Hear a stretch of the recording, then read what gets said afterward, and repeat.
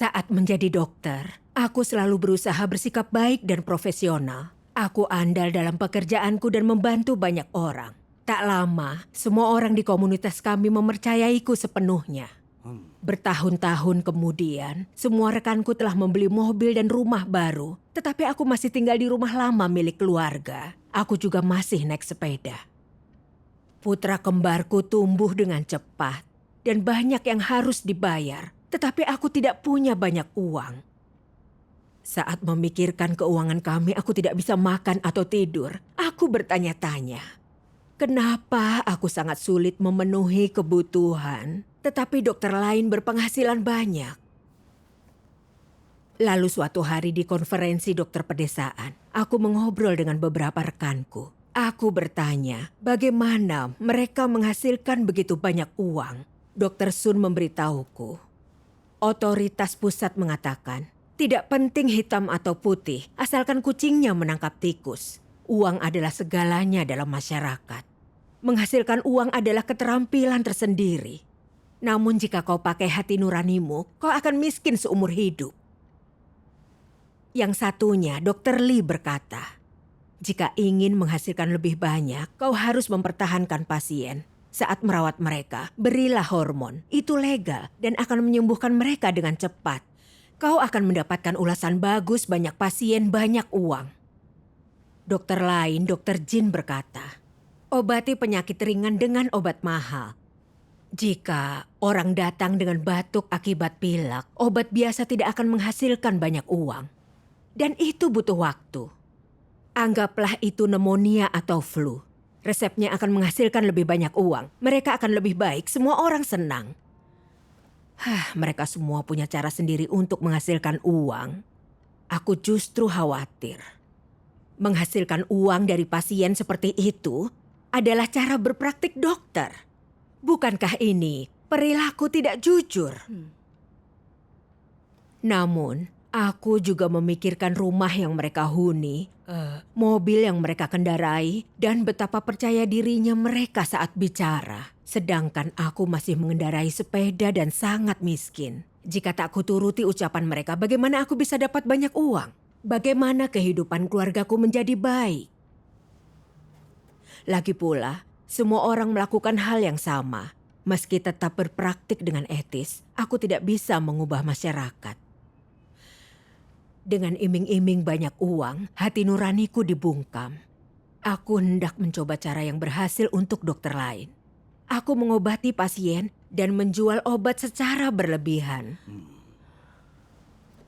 Suatu hari, seorang pasien datang dengan sakit gigi.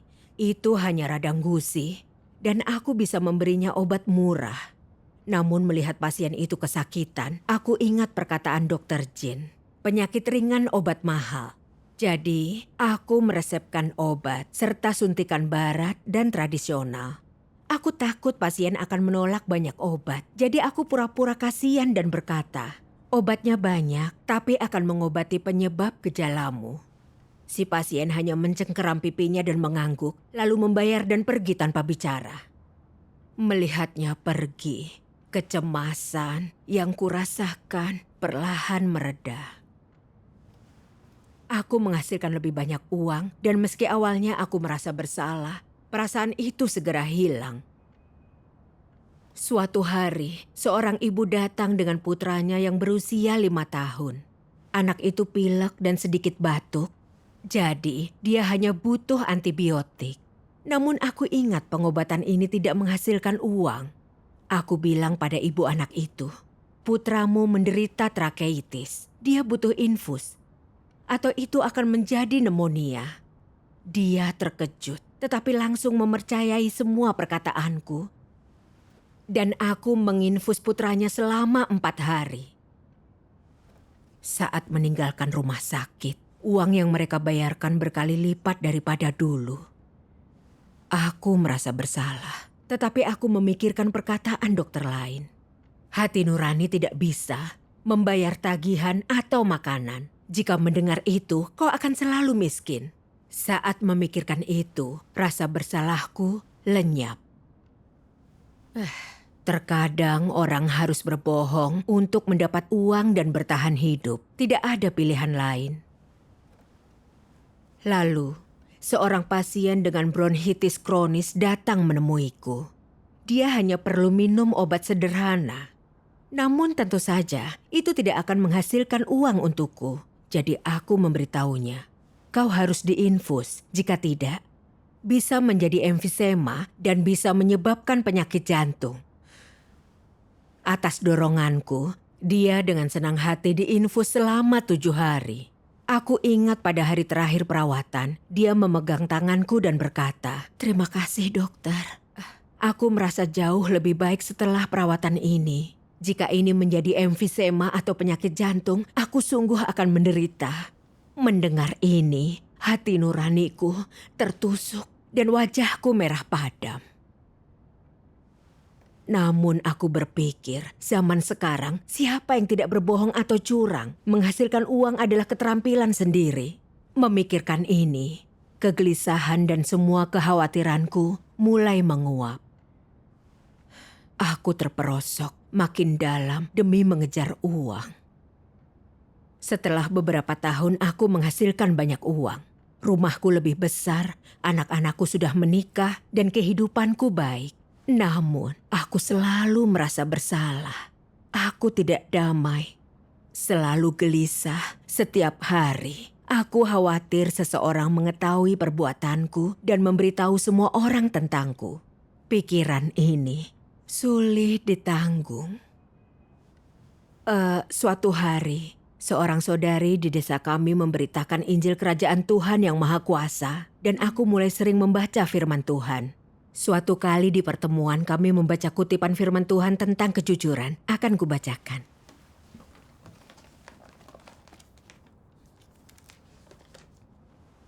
Engkau harus tahu bahwa Tuhan menyukai mereka yang jujur. Secara hakikat, Tuhan adalah setia, jadi firman-Nya selalu bisa dipercaya. Tindakannya, terlebih lagi, tidak mengandung kesalahan dan tidak dapat disangkal. Inilah sebabnya Tuhan menyukai mereka yang jujur kepadanya. Kejujuran berarti memberikan hatimu kepada Tuhan, bersungguh-sungguh kepada Tuhan, terbuka kepadanya dalam segala sesuatu, tidak menyembunyikan yang sebenarnya, tidak menipu mereka yang di atas dan di bawahmu, dan tidak melakukan sesuatu semata-mata demi mengambil hati Tuhan. Singkatnya, jujur berarti kudus dalam tindakan dan perkataanmu, dan tidak menipu baik Tuhan maupun manusia. Apa yang kukatakan ini sangat sederhana, tetapi bagimu sangat berat. Banyak orang lebih suka dihukum di neraka daripada berkata dan bertindak jujur. Tidak mengherankan, aku punya perlakuan lain yang menanti mereka yang tidak jujur. Amin. Amin. Bagaimana nasib orang pada akhirnya bergantung pada apakah dia memiliki hati yang jujur dan bersih. Dan apakah dia memiliki jiwa yang murni. Jika engkau seorang yang sangat tidak jujur, seorang yang hatinya jahat, dan seorang yang jiwanya cemar, maka engkau pasti akan berakhir di tempat di mana manusia dihukum sebagaimana tercatat dalam suratan takdirmu. Jika engkau mengklaim dirimu jujur, tetapi tidak pernah bertindak sesuai kebenaran atau mengucapkan perkataan kebenaran, maka masihkah engkau menantikan Tuhan untuk mengupahimu? Masihkah engkau berharap Tuhan menganggapmu sebagai biji matanya? Bukankah ini cara berpikir yang tidak masuk akal? Engkau menipu Tuhan dalam segala sesuatu. Bagaimana mungkin rumah Tuhan menampung orang sepertimu yang tangannya cemar? Amin. Amin. Membaca firman Tuhan, aku mengerti esensi Tuhan adalah setia dan Dia menyukai orang jujur. Tuhan meminta kita terbuka dengannya dalam ucapan dan tindakan. Entah pribadi atau dengan yang lain, kita harus menerima pengawasan Tuhan dan tidak berbohong. Kita harus jujur dan bisa dipercaya. Karena hanya orang seperti itu yang bisa masuk kerajaan Tuhan. Amin. Memikirkan yang Tuhan tuntut dari kita, aku sadar sebagai seorang dokter, Aku tidak memikirkan pasienku dan cara menyembuhkan mereka dengan benar. Justru memikirkan cara mendapat lebih banyak uang. Aku telah menipu orang. Padahal seharusnya menyembuhkan mereka.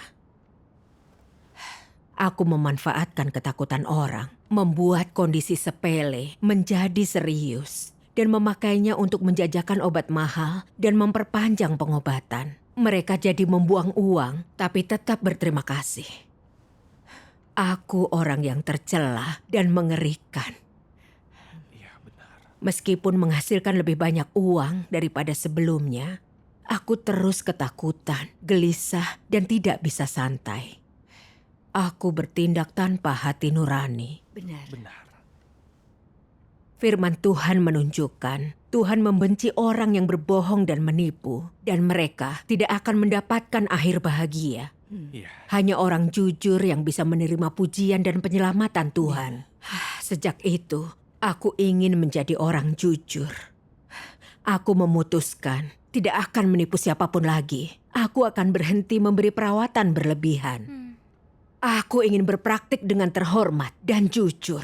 Bagus. Bagus sekali. Itu cara yang benar. Itu bagus. Beberapa saat kemudian, aku sadar sejak berhenti menipu dan memberi perawatan berlebihan, penghasilanku jauh lebih kecil.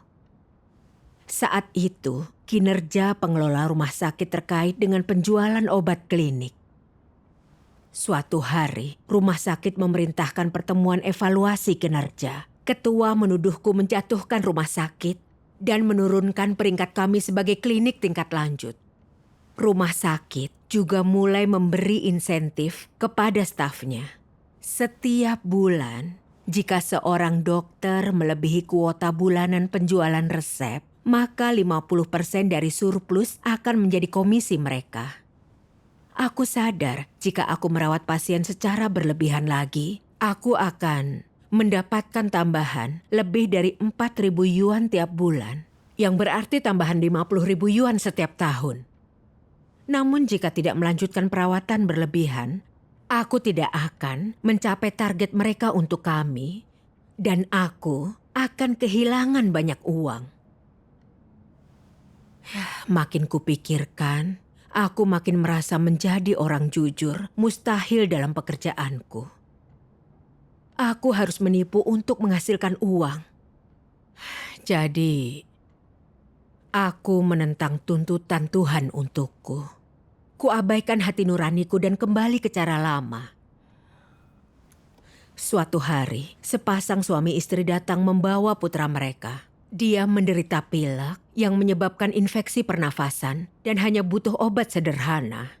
Berpura-pura khawatir, aku mengeluarkan stetoskop, lalu mendengarkan dada dan punggung anak itu.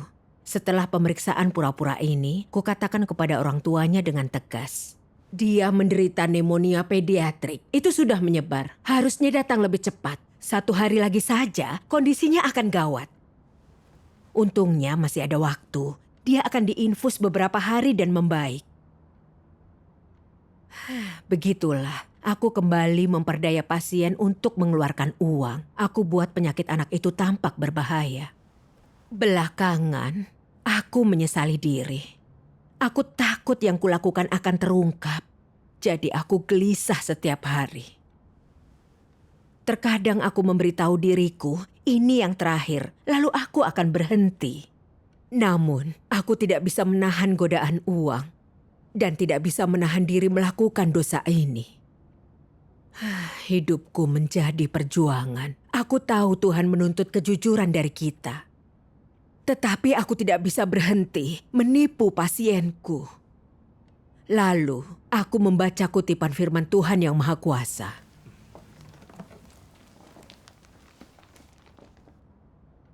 Terlahir di negeri yang najis seperti itu, manusia telah dirusak teramat parah oleh masyarakat. Dia telah dipengaruhi etika feodal dan telah diajar di institusi pendidikan tinggi.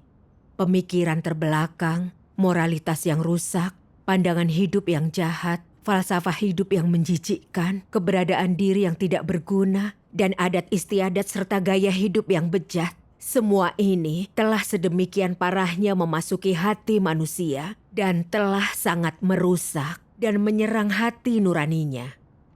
Akibatnya, manusia menjadi semakin jauh dari Tuhan dan semakin menentangnya. Watak manusia menjadi lebih jahat hari demi hari, dan tidak seorang pun yang akan rela mengorbankan segalanya untuk Tuhan. Tidak seorang pun yang akan rela taat kepada Tuhan, dan terlebih lagi, tidak seorang pun yang akan rela mencari penampakan Tuhan. Sebaliknya di bawah wilayah kekuasaan iblis, manusia tidak melakukan apapun selain mengejar kesenangan, menyerahkan diri pada kerusakan daging dalam kubangan lumpur. Bahkan ketika mereka mendengar kebenaran, mereka yang hidup dalam kegelapan tidak berpikir untuk menerapkan kebenaran tersebut. Mereka juga tidak ingin mencari Tuhan, bahkan sekalipun mereka telah melihat penampakannya. Bagaimana mungkin manusia yang begitu bejat memiliki kesempatan untuk diselamatkan? Bagaimana mungkin manusia yang begitu merosot martabatnya hidup dalam terang? Amin. Amin. Lalu kutipan lain. Setelah kerusakan selama beberapa ribu tahun, manusia menjadi mati rasa dan dungu. Manusia telah menjadi setan yang menentang Tuhan. Sampai ke taraf pemberontakan manusia terhadap Tuhan telah didokumentasikan dalam buku sejarah. Dan bahkan manusia itu sendiri tidak mampu bercerita lengkap tentang perilakunya yang suka memberontak. Karena manusia telah begitu dalam dirusak iblis dan telah disesatkan iblis sampai sedemikian rupa hingga dia tidak tahu kemana harus berpaling. Bahkan sekarang pun manusia masih mengkhianati Tuhan. Ketika manusia melihat Tuhan, dia mengkhianatinya. Dan ketika dia tidak dapat melihat Tuhan, dia juga mengkhianatinya. Bahkan ada orang yang setelah menyaksikan kutukan Tuhan dan murka Tuhan, tetap saja mengkhianatinya. Jadi aku katakan, akal manusia telah kehilangan fungsi aslinya. Dan hati nurani manusia juga telah kehilangan fungsi aslinya. Amin. Amin. Amin. Firman Tuhan menunjukkan kepadaku, masyarakat kita dan pendidikan yang kita terima telah dirusak iblis. Tidak ada kekayaan tanpa kelicikan. Uang adalah yang utama. Dan tiap orang memperjuangkan kepentingannya sendiri. Filosofi ini berasal dari iblis. Dipengaruhi dan diracuni pandangan ini, nilai-nilai kita menjadi bengkok. Kita menempatkan uang di atas segalanya. Kita meninggalkan moralitas hanya untuk menghasilkan tambahan uang. Kita berbohong, curang, egois, penuh tipu daya, serakah, dan jahat, makin kehilangan kemanusiaan kita. Tugas dokter adalah menyembuhkan pasiennya secara etis. Ini inti dari hati nurani manusia. Namun, di bawah pengaruh uang, kebanyakan dokter menangani dan meresepkan obat secara berlebihan, bahkan menipu pasien agar mengonsumsi hormon. Meskipun awalnya mereka tidak bisa melihat bahayanya, terlalu sering menggunakan obat dan hormon seiring waktu akan sangat merusak tubuh. Terlalu banyak obat bisa menjadi racun dan kerap menyebabkan penyakit kronis. Ini pembunuhan pelan-pelan.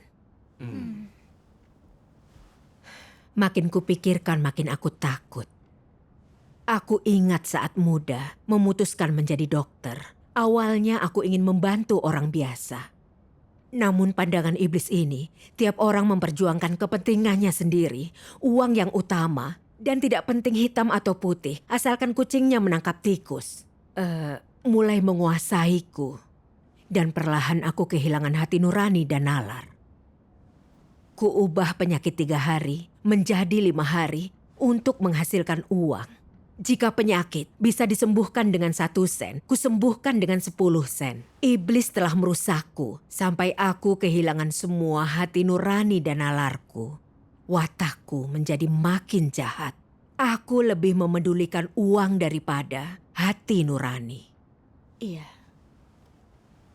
Setelah menerima pekerjaan Tuhan, aku tahu Tuhan menuntut kita untuk jujur. Namun aku masih tidak bisa menahan godaan uang. Dan sekali lagi, aku mencurangi pasienku.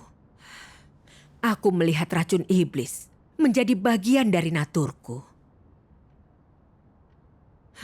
Jika bukan karena penghakiman firman Tuhan membimbingku melihat kebencian dan bahaya dari kebohonganku, aku akan terus hidup sebagai penipu.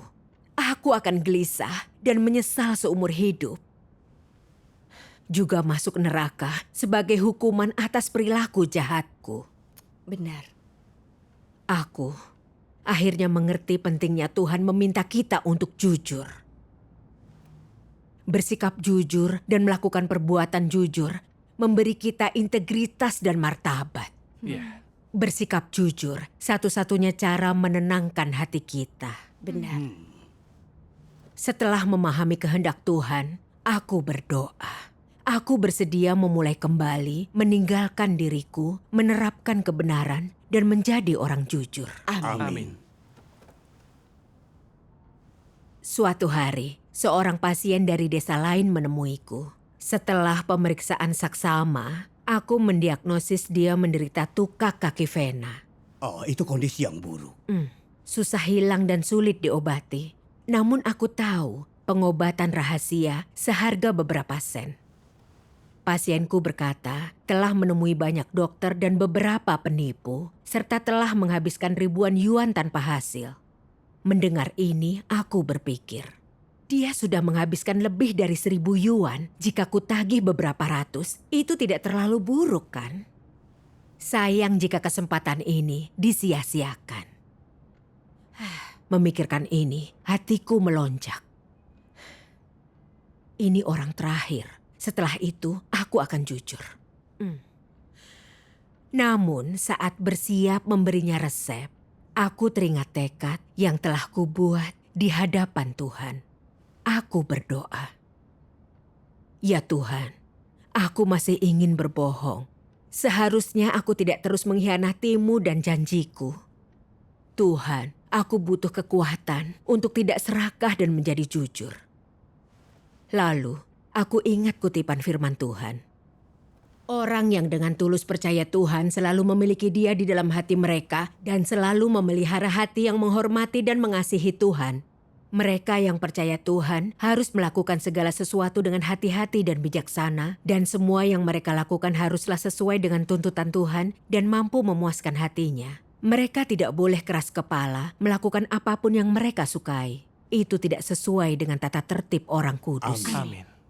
Kutipan firman Tuhan ini menunjukkan kepadaku, orang percaya sejati menghormati Tuhan, jujur, bisa diandalkan. Mereka bertindak secara terbuka, menerima pengawasan Tuhan, tidak menipu. Mereka bertindak dengan kesopanan yang kudus dan berperilaku sesuai tuntutan Tuhan. Mereka tidak menghina Tuhan, memberontak, atau melakukan hal yang Dia benci. Amin. Aku pun sadar. Iblis memakai uang untuk menyihir dan merusakku lagi agar kulanjutkan kebohongan jahatku.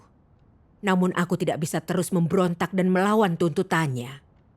Aku bersyukur atas bimbingan dan pencerahan firman Tuhan. Lalu aku berdoa sekali lagi.